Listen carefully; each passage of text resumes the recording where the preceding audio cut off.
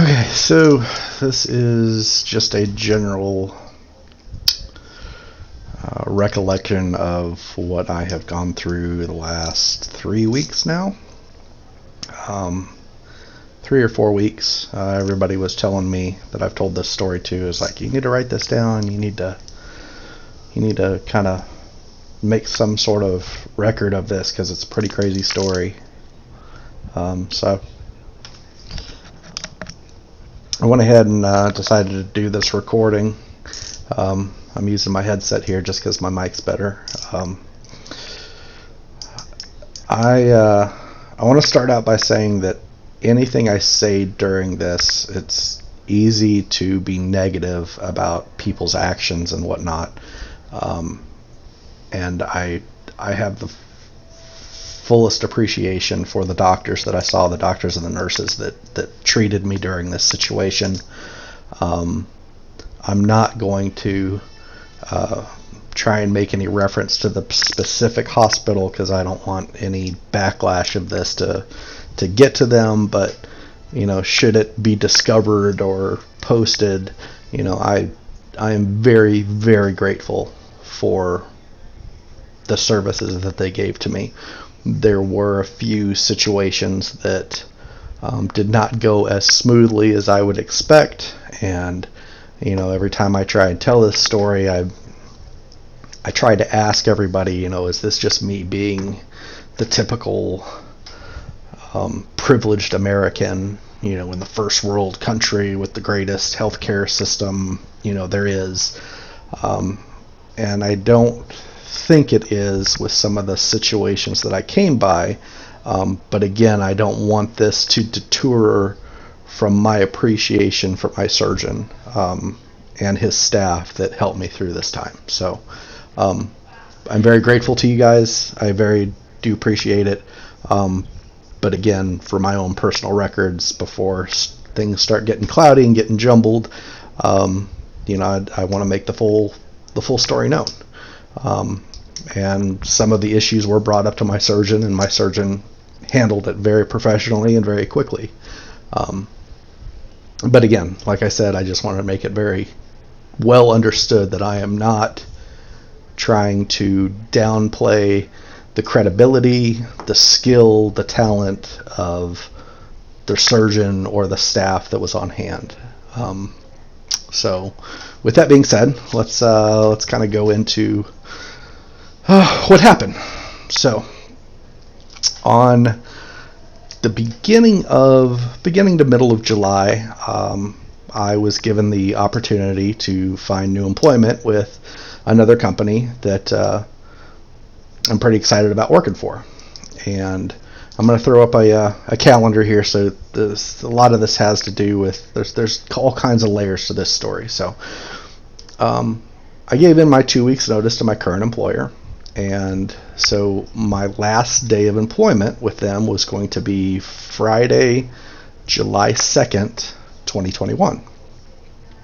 I would then have the week of July 4th off, and then the following week, starting Tuesday, July 13th, I would start my night position. I was like, okay, that's great. Put in my 2 weeks notice, and terminate my position with my current employer. I have a week to recharge my batteries before I start a new job. Sounds great. It just so happened that I'm a dive instructor, and my dive shop had a trip planned internationally that same week that I just happened to have off in between jobs. So, what better way to enjoy my transition than to go out diving with some friends. I'm not going to say that this particular island that we went to is a third world country. I'm not going to say that. It is not as developed as the United States. It is what you would consider a Caribbean island. So people there are very, very nice, and we'll definitely get into that.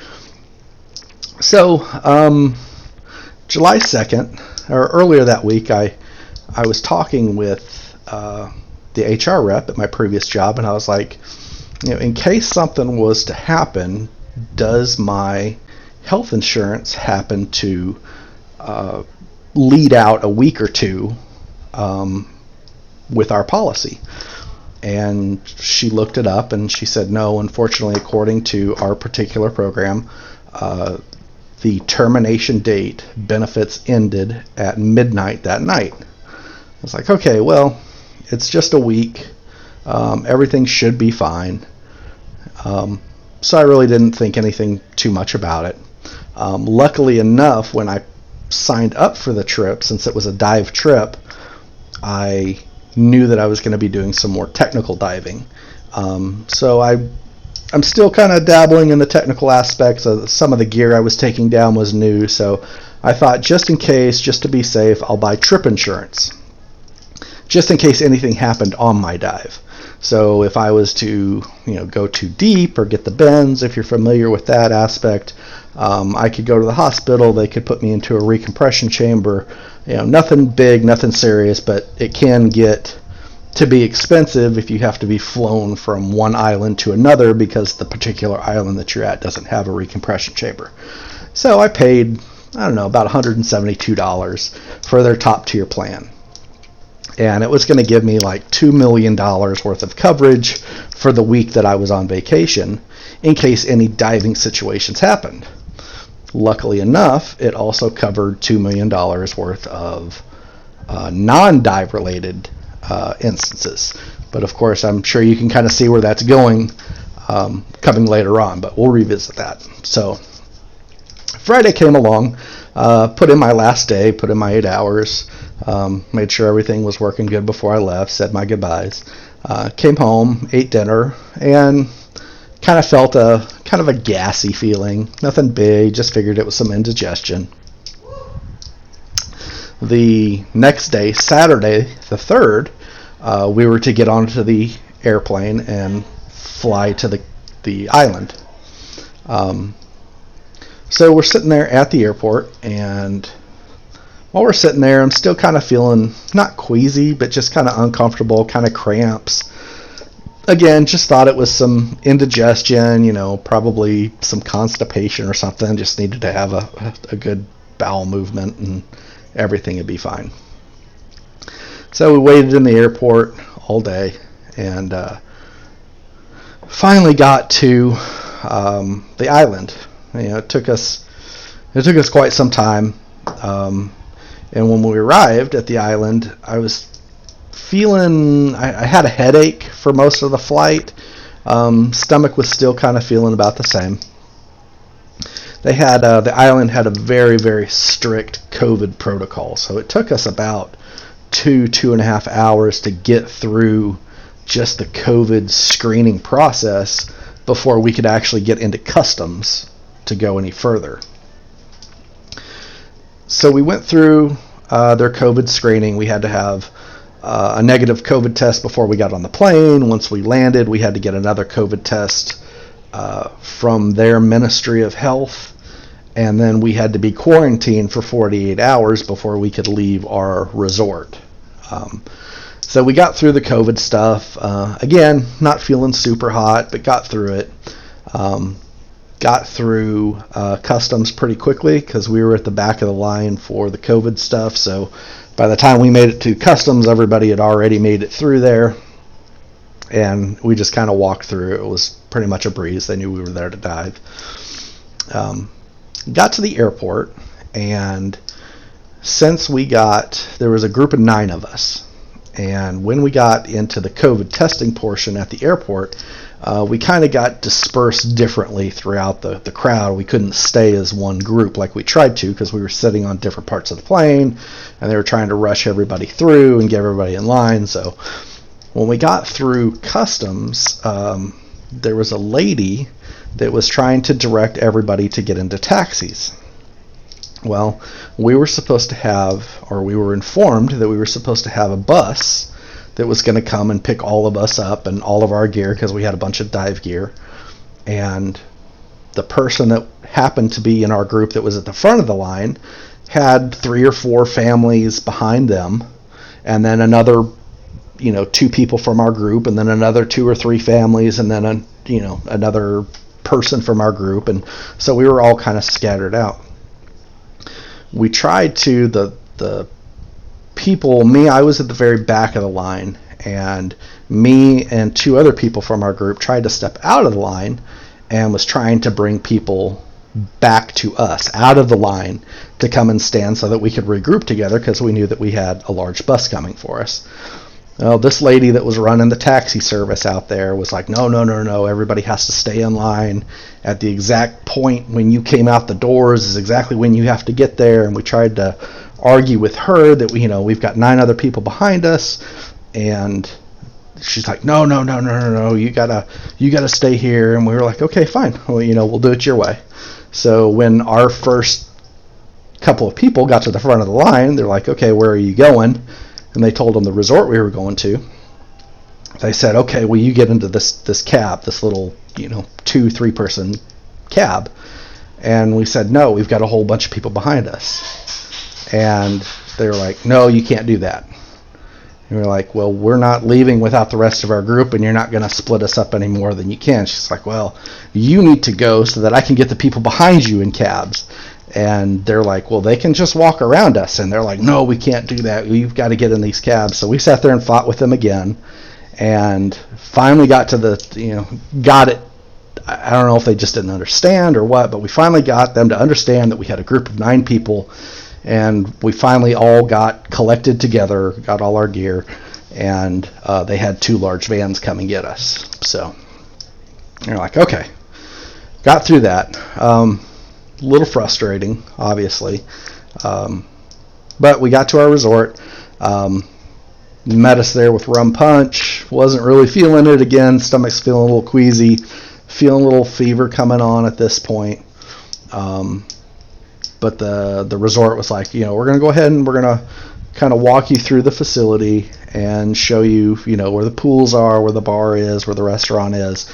And then once we get you back to your little section of the resort, you'll be quarantined there until the ministry comes back with your COVID tests. Like, okay, we understand. So we walked through a very nice resort. Got to the back. They had a small, pop-up bar set up for us. They had some pizzas set up because they knew that we had been traveling all day and we were tired.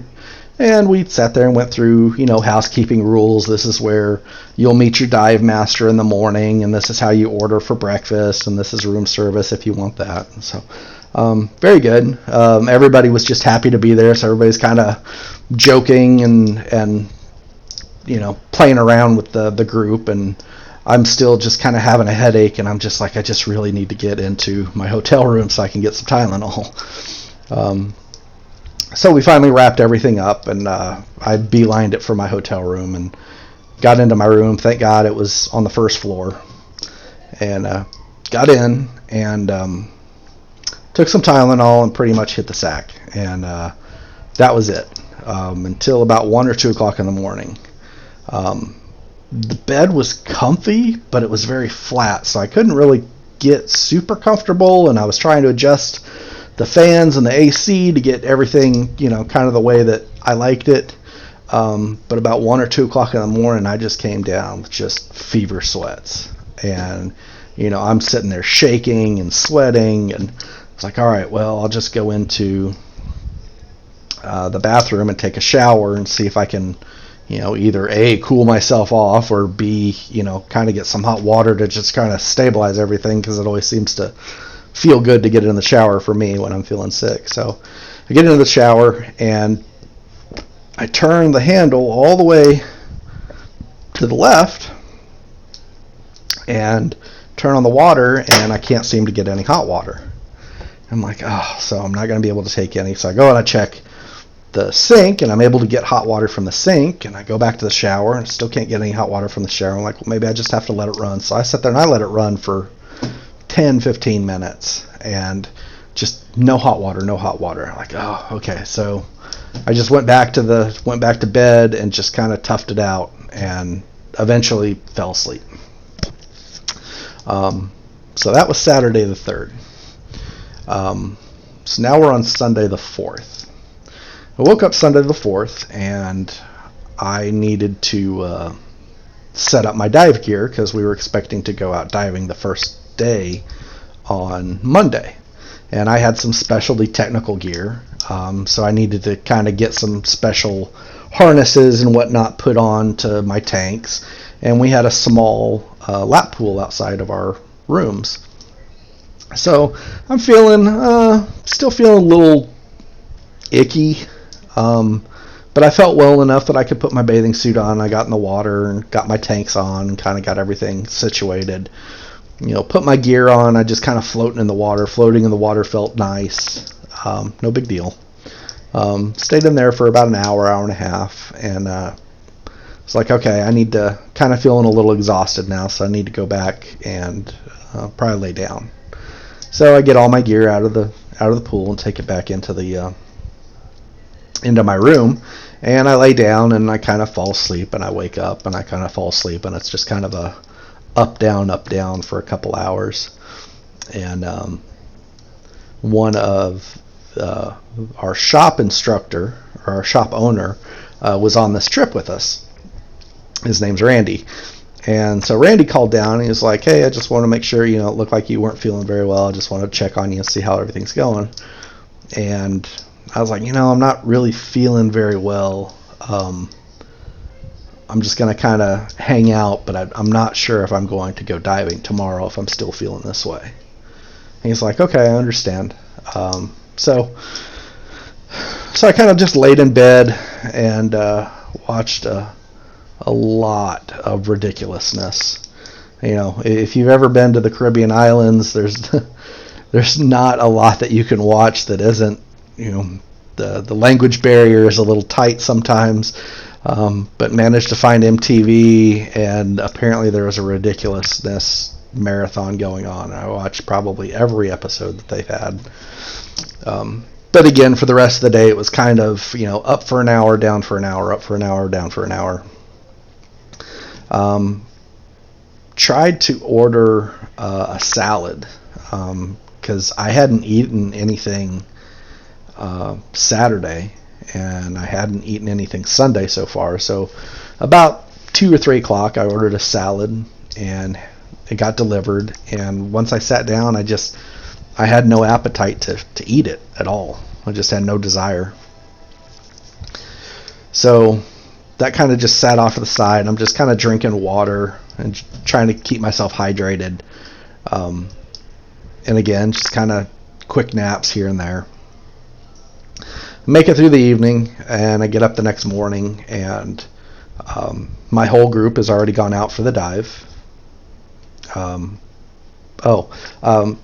The previous night before.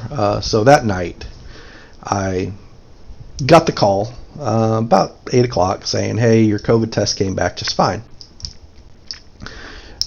So I needed to go up to the reception desk, and they gave us a green band, and I had to get the green band changed to a yellow band that would signify that I was out of quarantine, and now I could walk around the facility without anybody giving me dirty looks. So I walk up there. I'm guessing I'm the first one from our group that got called because I didn't see anybody else leaving their room. And I'm walking pretty slow, and my stomach's hurting a little bit more. Still no appetite, and I'm just kind of shuffling my feet and moving really slow.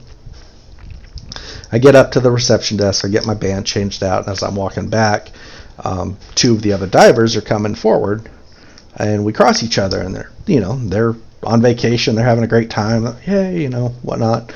And they're like, oh, what did you have for dinner? I'm like, I'm not really feeling very well. I'm just not feeling like I can hold anything down right now. And they're like, oh, you've got to, you definitely have to try. We had, this pasta with this, Parmesan eggplant and this creamy, goat cheese sauce, and just hearing about these thick and rich and creamy foods is just making my stomach turn, and I'm like, oh no, you guys, you can't, just don't even talk about it, or I'm about to make a mess.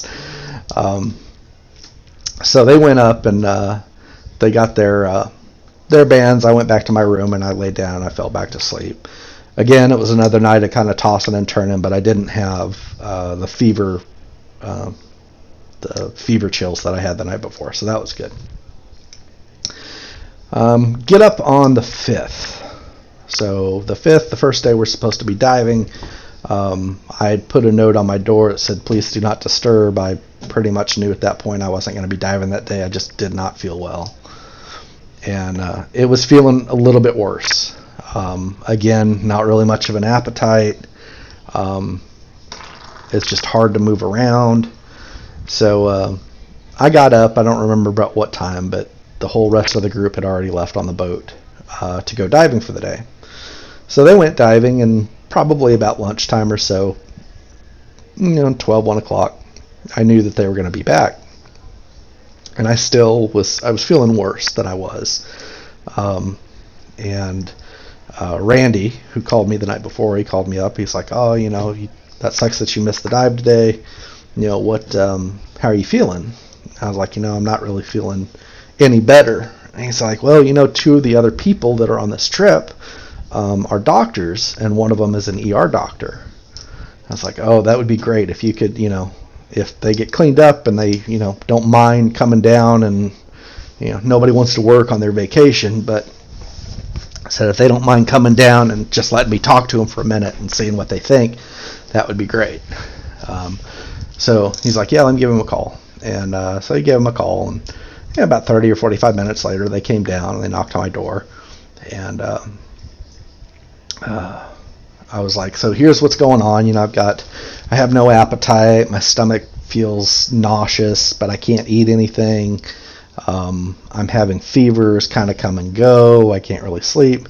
And they're like, oh, this sounds very, very similar to a stomach bug that's going around in our local neighborhood, back in our home city right now. And she said, or both the doctors said, yeah, we had this same stomach bug about 3 weeks ago, and it takes roughly about 5 days for it to run its course.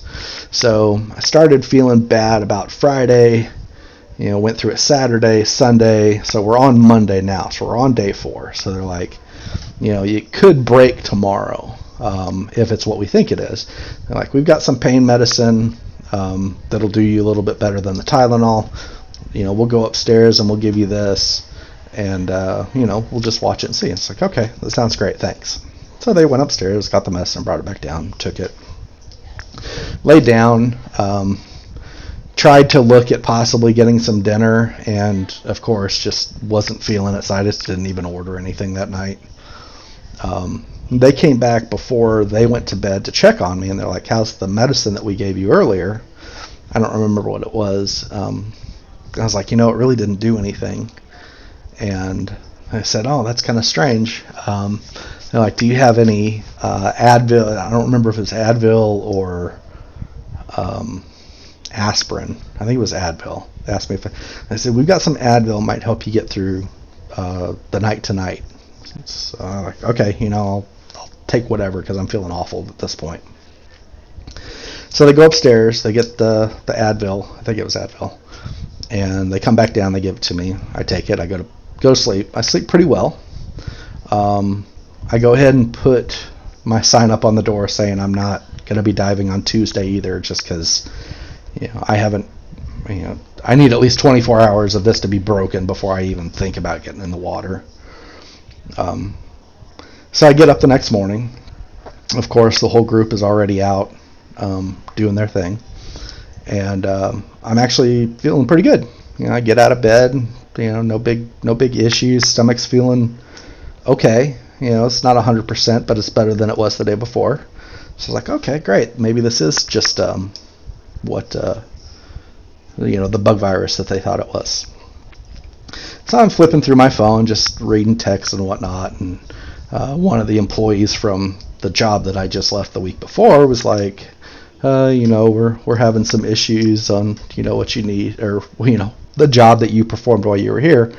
Let me know if you can help us. And so I text him back. I'm like, what's going on? And so I'm helping him because I'm laying in bed. There's not really much I can do other than that. So I'm doing that. And